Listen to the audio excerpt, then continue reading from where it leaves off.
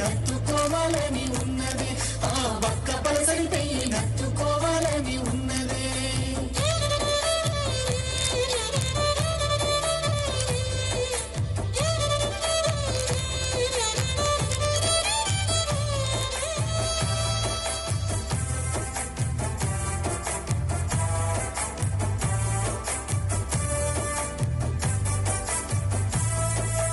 ఊరూర పోరాట అగ్గిరాజేసిన ఉద్యమ కాగడని మాటల తూటాలు వేలంగా కూలిన నాటి మీ ఎంత కోటలని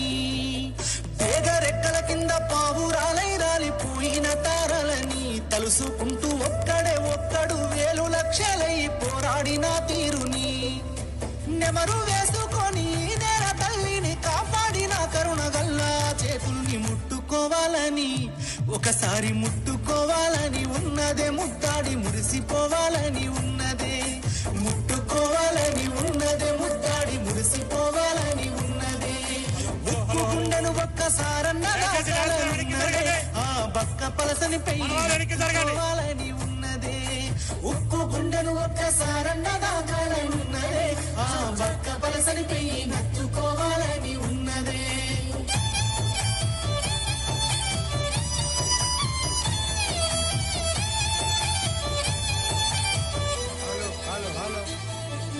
చరిత గుండెల మీద చెక్కిన మూడక్షరాల పోరాటము